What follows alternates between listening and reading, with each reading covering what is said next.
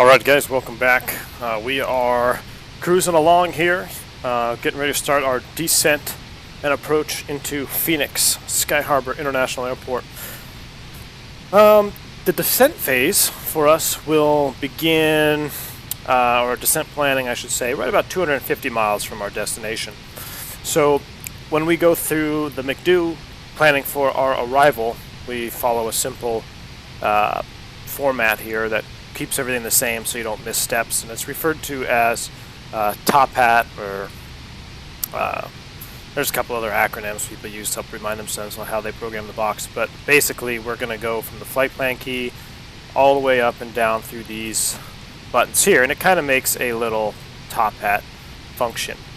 So first things first, what we need to do is have the weather available, so I would typically go ahead and go through our ATSU, print the weather off, get what we need, and we can start programming. I have the weather handy right here next to me on my iPad, so we'll go ahead and just start with that. So to start planning for the arrival, like I said, generally about 250 miles from the airport we start our planning phase. Let's go ahead and go into plan view, bring the range down a little bit. I'm going to pop up these insets here, and we'll step through. So we know we're going to come down on the ping 1 arrival. There's driver. This little arrow here represents a top of descent, a calculated descent point from the McDo. Now, we may or may not get there, depending on what air traffic control wants us to do, but if we can reach that location, that would be our best top of descent. The magenta constraints are shown here when I have the constraint button selected, so you can see ping is at 270 knots and at or above flight level 170. It's kind of hard to read right there, so I zoom in maybe. It's a plus sign, FL 170, 270 knots. So what we're doing now is we're cross-checking the glass and the box to our actual charts on our EFB, making sure all the restrictions are in. Right here you can see FinApp is at or above 5 and below 6,000. Trying to get some different symbols here. This is 210 knots, obviously. There's at or belows, hard altitudes. Here we can see we actually have a magenta D. This magenta D is, even for real pilots, can be a pain in the butt. This is Airbus's calculated deceleration point to final approach. Now, without trying to get too far ahead of ourselves, we have an activate approach phase here in the box. Now, when we activate approach phase manually, and we are in managed speed, which is a magenta speed caret here on the PFD. When we manage up and activate the approach phase, what's going to happen is the Airbus is going to start slowing on schedule to its approach V speeds. You know, it's going to start slowing down, flaps 1, then it continues to slow all the way down to final approach. So we don't want to manually activate that just yet. I'm trying not to get too far ahead of us here, but just know that if you don't manually activate the approach phase, when you reach this magenta D, the aircraft will automatically begin to decelerate. And sometimes you want that, sometimes you don't. You know, if your air traffic control says maintain 210 knots to SCADE, and you're in managed speed, and you hit this decel point here, the aircraft is going to come right back to VAP and start slowing down, so you're going to have to pull for selected speed and manually start, or manually control speed. So that's just, it'll make more sense here in a little bit as we continue on through the approach. So anyway, we've verified all our altitude restrictions. We could see that it bottoms out here, the approach bottoms out about SCADE at or above 3,000 feet. That's the bottom of the arrival. And when I look at my chart here, it actually, that's incorrect. It would be for runway 25 left. The last fix on the arrival is technically GIPS. SCADE is on the published approach plate. So GIPS is at 4,000 feet.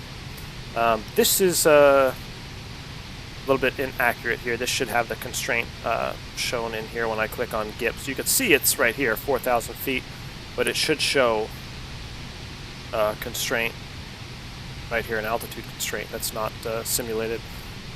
or it's just incorrect modeling of the McDo. So once we've verified our flight plan, now we go to the RadNav page. We can hard tune frequencies just like we did on our departure, or we can auto tune. You can see I'm approaching the airport. It says enter destination data. We're going to go ahead and do that. Generally, we like to auto tune. I personally like to auto tune. Let the Airbus auto tune, and we'll verify as we get closer to the airport. But you can manually program a VOR here or something that you would need to get distance information on if you wanted to hold that and not have it be cycling through. For this approach, I'm going to leave it auto tune. You don't have to put in your ILS frequency and course. The McDo will auto load that for you when you select the corresponding approach. Now we want to verify that, but it will auto populate it here when you select the approach, so you don't have to manually put that in. So we're going to leave the RadNav page just as it is. Progress page, we're going to go ahead and change just for extra redundancy here. We're going to do Phoenix 25 left, 162 miles. Wow, we're getting close. 162 miles from the airport. That's direct distance. That's not via our flight plan. We want to make sure GPS is primary, nav accuracy is high, performance data, cruise, descent. So for the descent, 80, 340 knots. That's coming down pretty quick. I like to back it off a little bit. Let's do 79 and 310. You can only change this before you start your descent. Once you start your descent, you can't change this managed speed here. It'll be locked in. The reason it was so high is because we're flying at cost index 99. If we were flying at cost index 10, your descent speed would be much lower. 79, 310 is good for me. And then next phase, approach. So I've got the weather here on my iPad. I'm going to go ahead and put that in. Right now the altimeter is 30.05. The temperature is, wow, so warm already. The temperature is 22. Wind at the field, 040 at 7. Ooh, this eventually will be landing with a little bit of a tailwind. That's okay. 040 at 7. And the MDA for the approach, I'm pulling up my approach for ILS 25 left. It's going to be 1326. So for a standard ILS approach, we're not using RA or DH. We're going to put it in the MDA. So our minimum descent altitude is 1326. We leave the DH blank. We're going to be landing config full. If it's real gusty or windy down there, I like to bump up the VAP just a few more knots. But 138, short runway, a little bit of a tailwind. We're not going to touch it. We're going to leave the VAP right where it is. And then the next phase go around is good. So that's our perf page. Our fuel, you can see we can change these numbers here without getting, oh, I guess they won't let us change it. That's interesting. Let me see. Yeah, so you can modify this one here. You can play around these numbers if you're playing with alternates, and that's, I'll save that for a later video. We'll talk about the fuel page, fuel prediction. A lot of information here. What we care about right here, we're landing projected 3.3. That translates to about an hour and 40 minutes of extra time.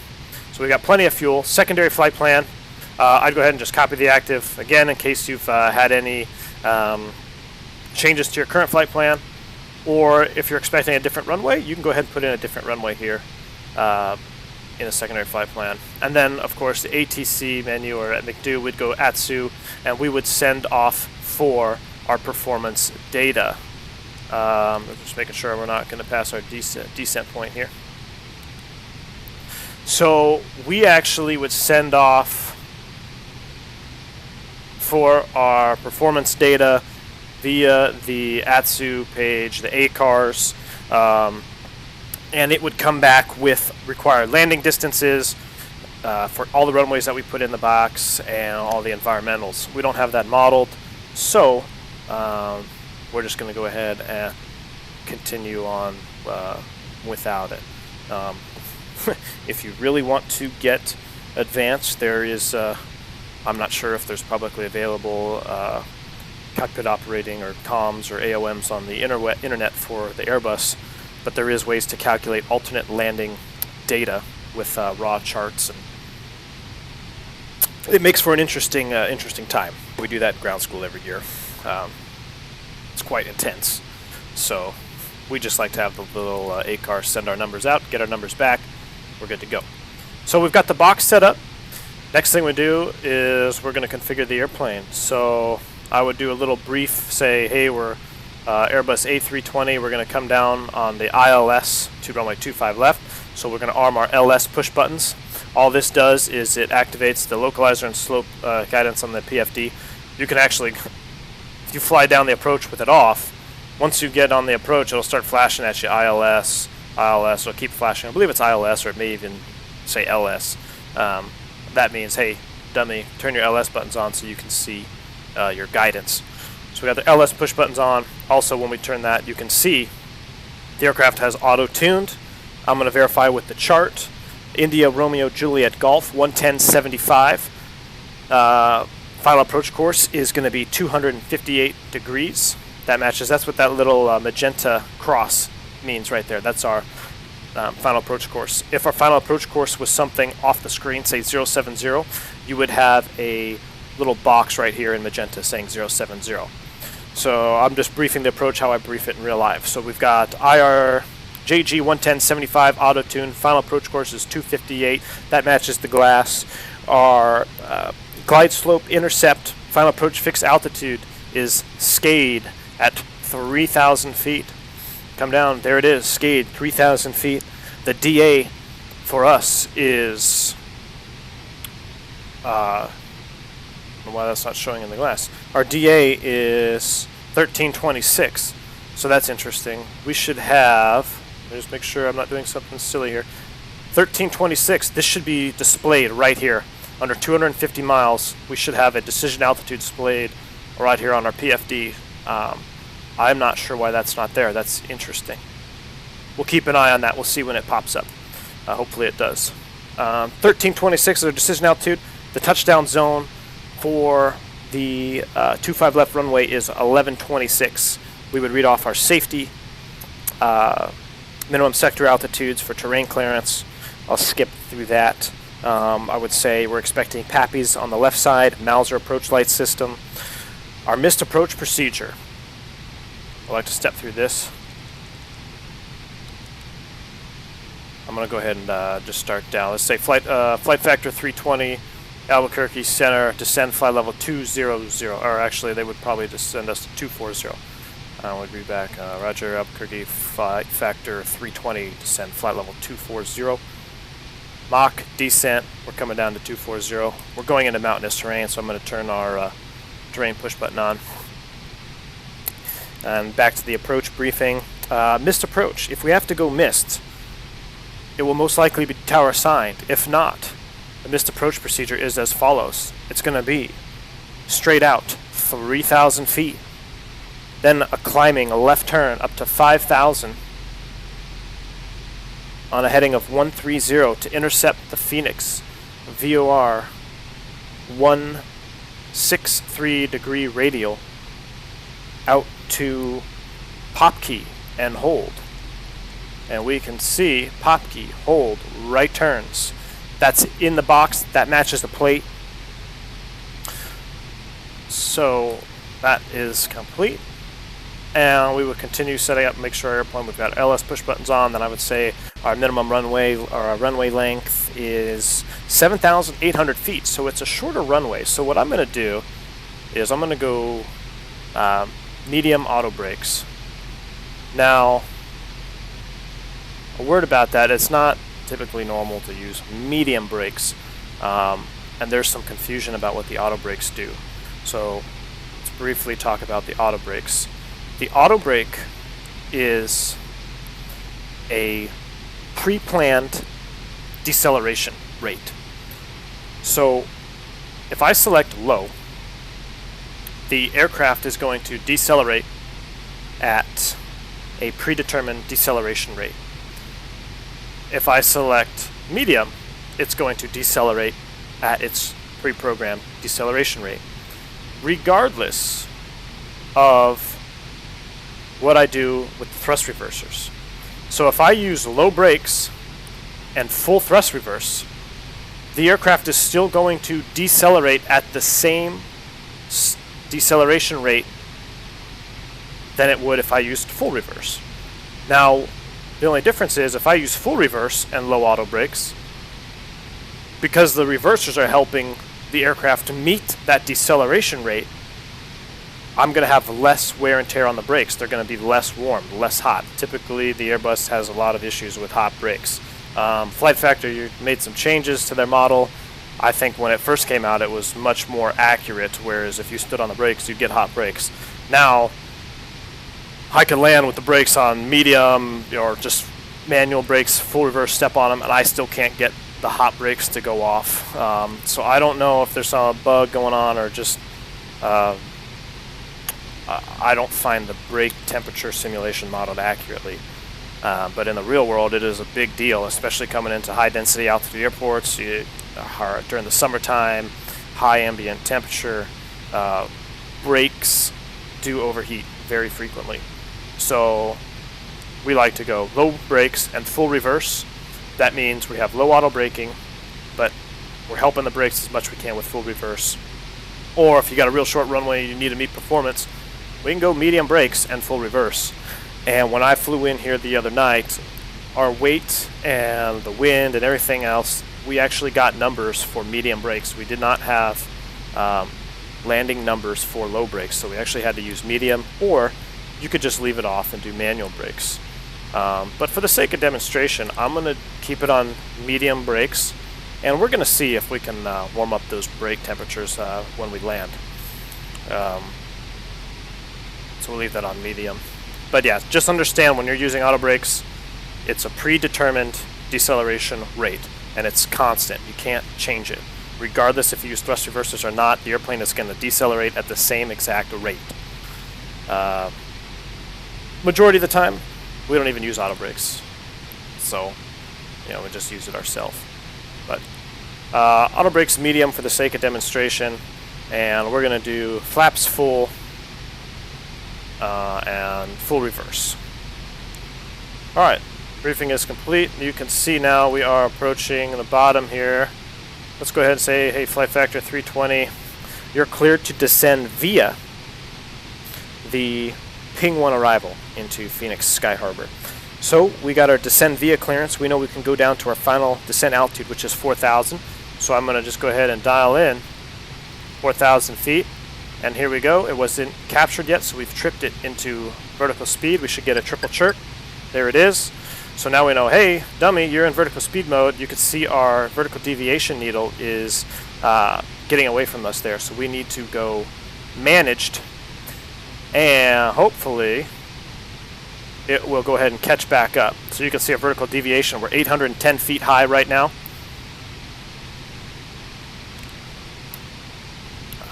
The aircraft is accelerating its descent to get back on its VNAV path. This little symbol is our predetermined spot on our chart here, our ND, where we're going to intercept the VNAV again. So right here it's telling us you're going to intercept the VNAV path here in just about 3 miles.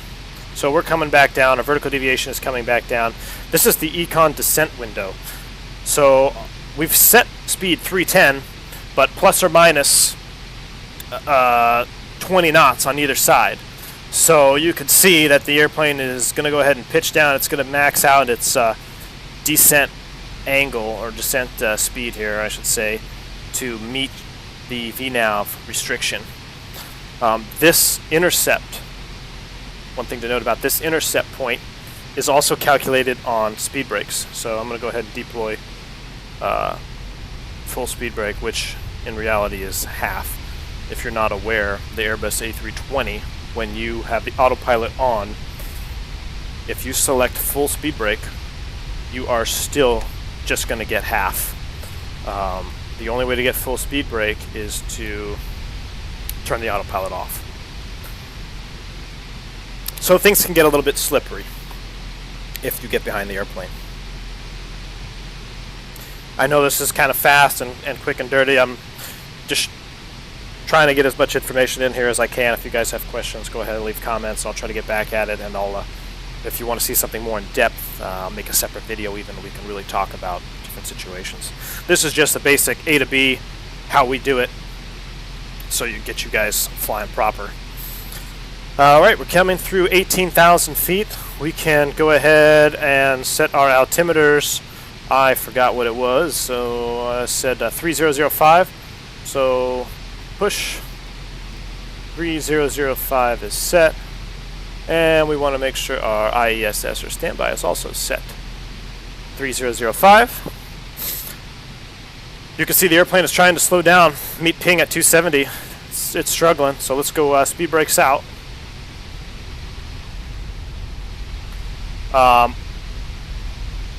One thing I want to talk about here, I don't know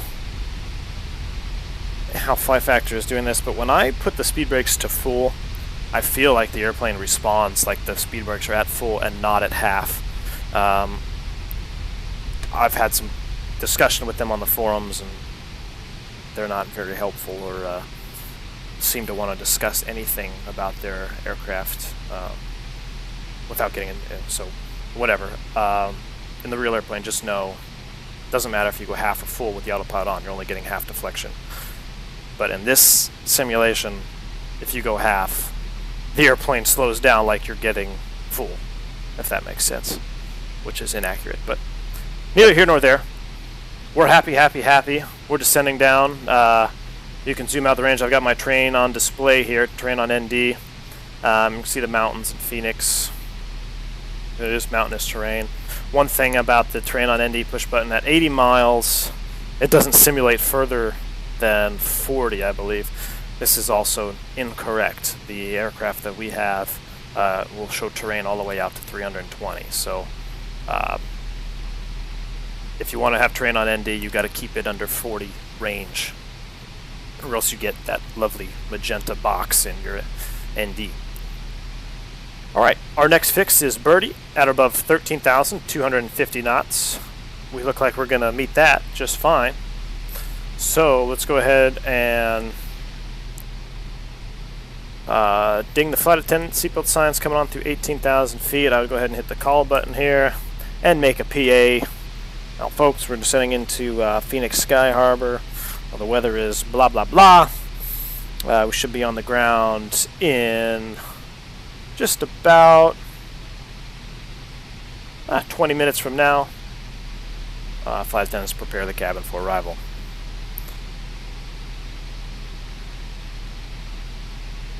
And at 18,000 feet, we're a little bit behind here, we run our checklist, which is our descent approach checklist. And I'll post all these checklists up here, or images of them, so you can have them for your own knowledge. Approach checklist. Briefing is complete. The ECAM status is checked. Autobrakes are medium. Seatbelt sign is on.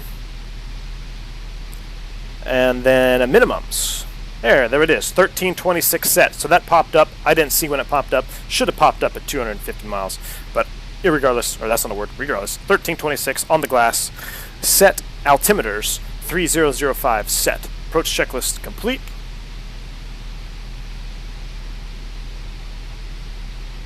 I'm gonna move. I'm sorry about these camera angles here. I'm really.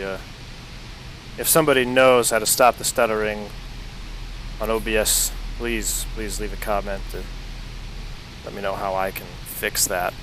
I may try a different recording software here in future videos.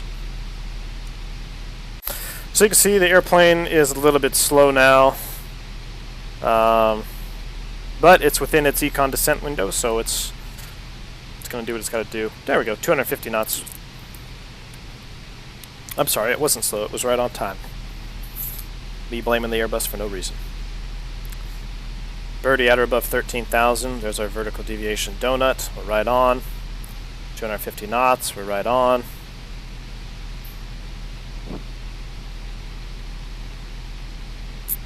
In future videos, let me know if you want to see different types of approaches. You know, we're going to do a manual, we're going to do a hand flow and ILS approach, but if you want to see RNAV approaches or maybe selected approaches without any automation, VOR, localizer, I can make separate videos for that too.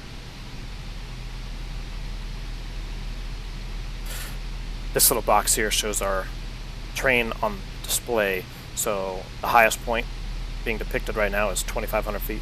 and the lowest depicted is 1200. That's what that little box means there.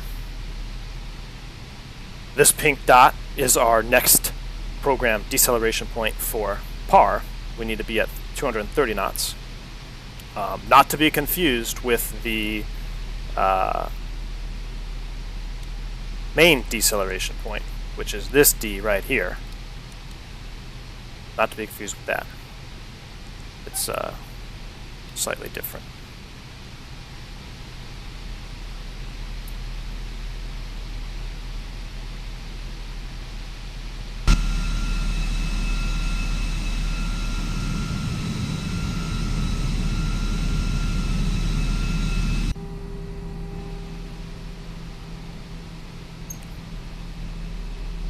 Beautiful morning.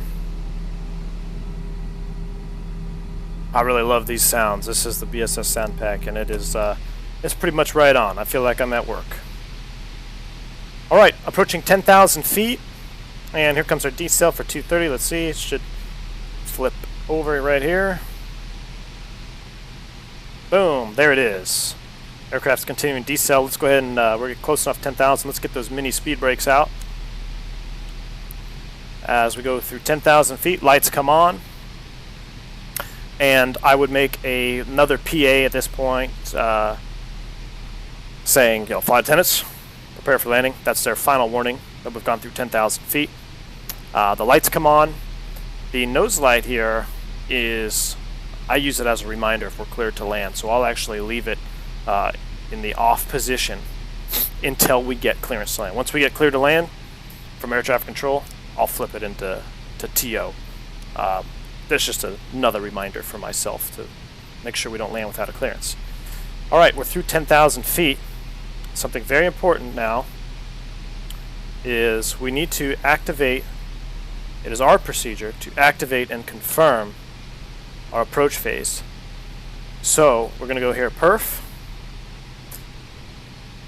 And before we activate, oops. Oh gosh, what's happening?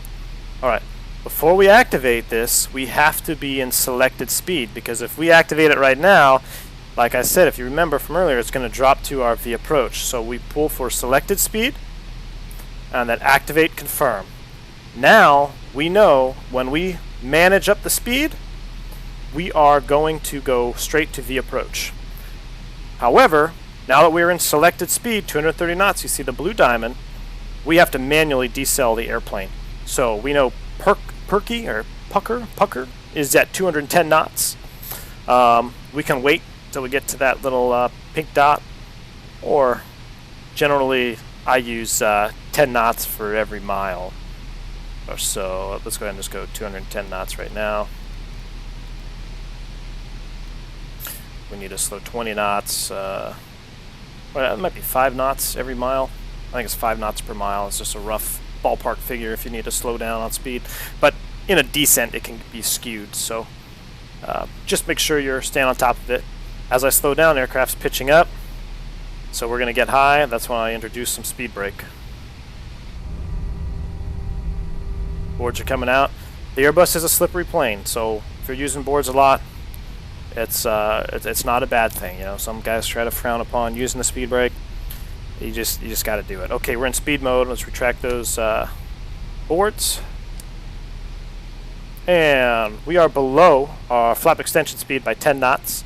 So let's go ahead and stick those slats out there. Flaps 1. And you can see here come the slats.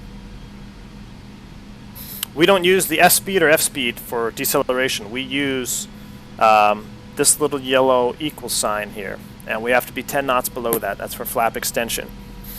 So if I were to go to flaps 2 right now, I would overspeed the flaps, because this red tiger tail would come down to 200, and I'm above that. So you always got to be careful of don't want to overspeed the flaps.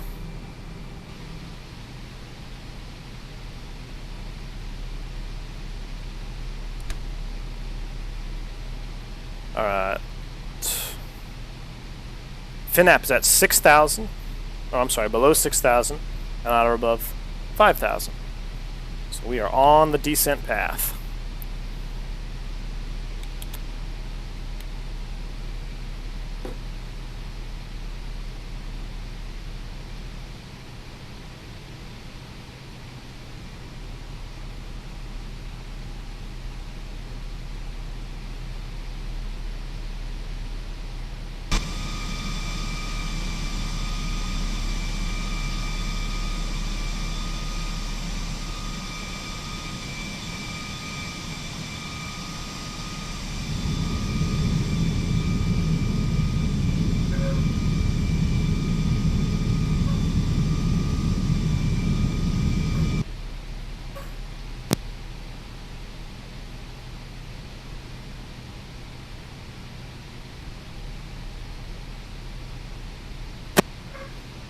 Alright, and we are right on the vertical deviation.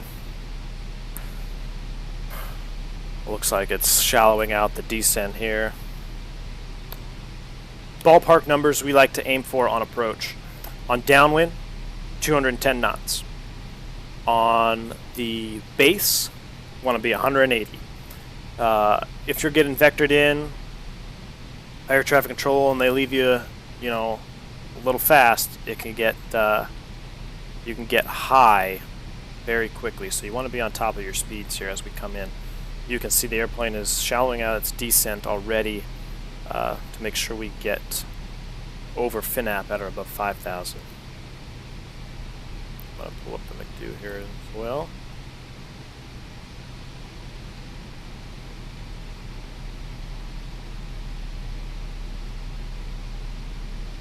Apologize for my dog barking in the background.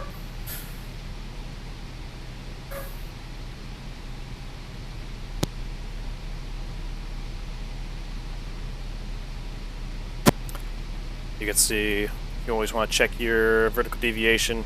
You have the donut, and you also have a readout right here on your progress page. That's progress page, vertical deviation. 150 feet high. It's okay. As long as we're below 6 at FINAP, which we are.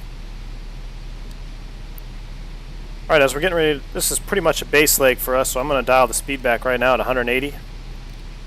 Barring any ATC constraints. You know, if they say maintain 200 knots to SCADE, then obviously you would comply with that.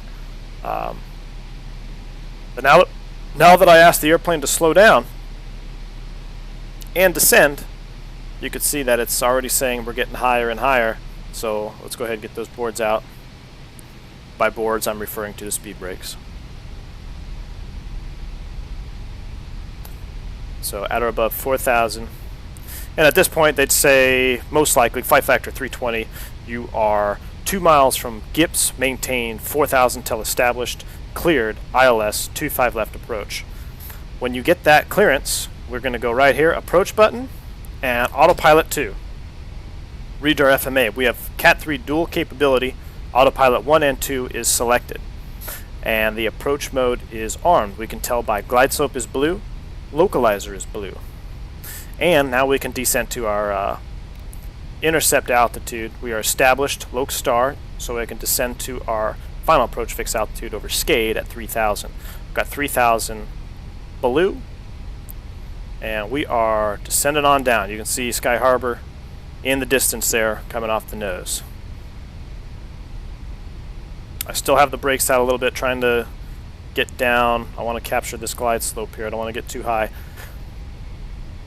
And it looks like it's going to struggle a tad, so what we're going to do, we're just going to vertical speed. We're going to manually, we're going to go vertical speed, 1800. We want it to capture the glide slope. There we go, glide slope star, loc star. So now, you can see it's reverted into the VNAV mode. We are following the glide slope. RA, we should have a 2,500 foot call out there, which we don't. Go ahead and retract the speed brakes. For optimized energy approach management, we aim for 2,000 feet RA, 180 knots at flaps 2. So here comes flaps 2, 2,000 feet. And at this point, let's go ahead and push for managed speed. Because we activated the approach phase, we're slowing down to 136 or 138.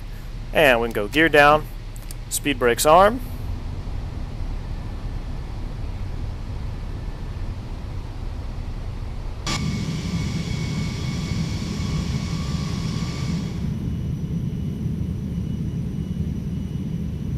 Beautiful animations there. We're aiming to be stable at 1,000 feet. We are slowing down. There we go, 10 knots below, flaps 3.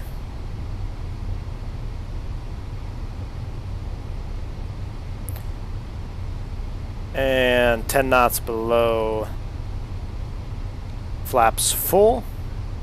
And remember, when I put the gear down, I armed the speed brakes. I have it bound to my HOTAS, so we are armed. And we run the landing checklist. Cabin crew has been advised, auto thrust, speed mode, ECAM memo, landing, all green. At this point, we are just flying the approach. 1,000. What I'm going to do here is we could fly it all the way down to minimums, or we can hand fly it. So I'm going to go ahead and hand fly it. To properly hand fly, or I'm sorry, properly disconnect, we always want to press the autopilot disconnect button right here. Alright, autopilot's off. I'm hand flying. I'm going to leave the auto thrust on.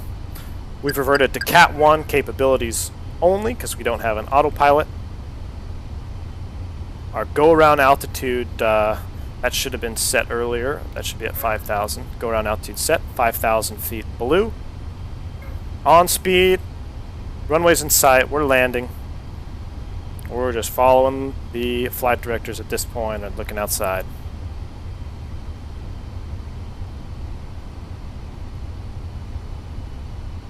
Now at 150 feet, real airplane will begin a pitch down moment to simulate the feeling of a conventional airplane, making us want to flare. The flight factor 320 doesn't seem to model that too well. You can kind of just leave it here in this pitch position and it will touch down just fine. But let's see. I have updated it. Let's see if there's any changes. 200. 100 above. 2 red, 2 white on the Pappy.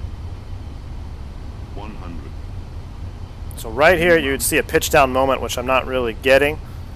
50, 40, 30, 20, retard. Retard 5. Don't really want to float. That's acceptable landing. Reversers out. Alright, so we got spoilers, reverse green, decel. We got the decel light up here. Manual brakes, 70 knots. Go to idle reverse.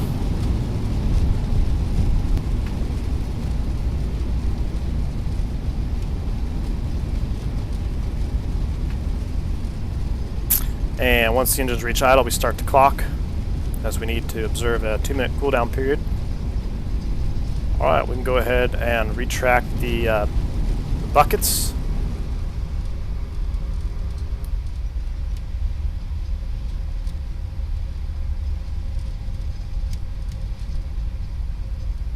We don't want to change configuration of the aircraft until we've cleared the runway.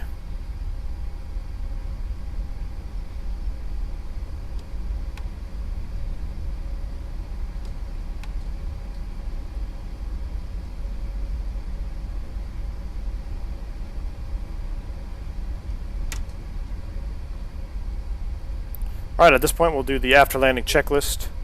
Oh, I made a mistake. That should have been in landing if we would have got a landing clearance from tower.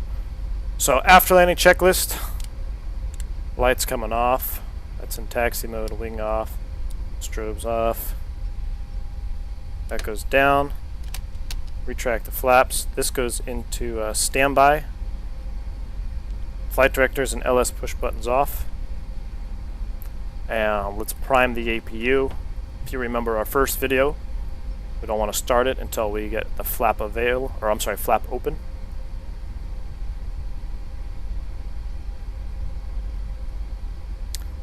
Now at this point, I'd like to run a checklist, but since we got to cross an active runway, we're not going to run any checklist. Simulating a tower says you're cleared across 25 right. So lights come on. My dog is not playing nice this morning. Lights coming on to cross the runway.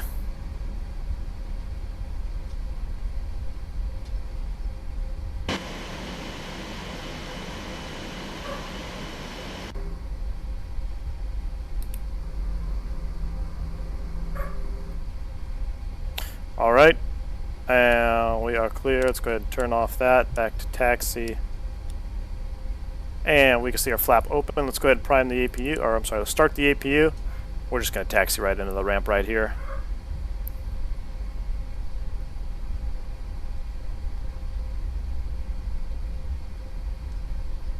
And we could run an after landing checklist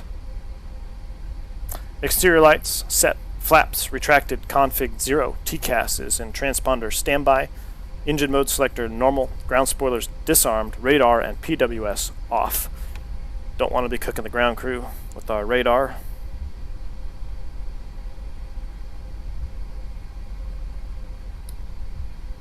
This gate looks just as good as any. Taxi light comes off. We don't want to blind the marshaller.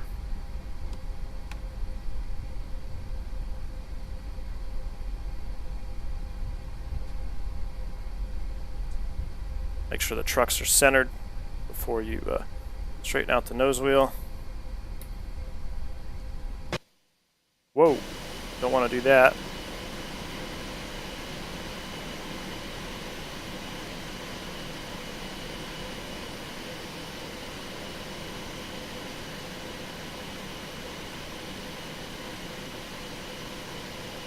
Do a little bit of cheating. And we'll come to a stop. Brake set. Observe the pressure. There it goes. Seatbelt sign off. APU is available. Engine's off.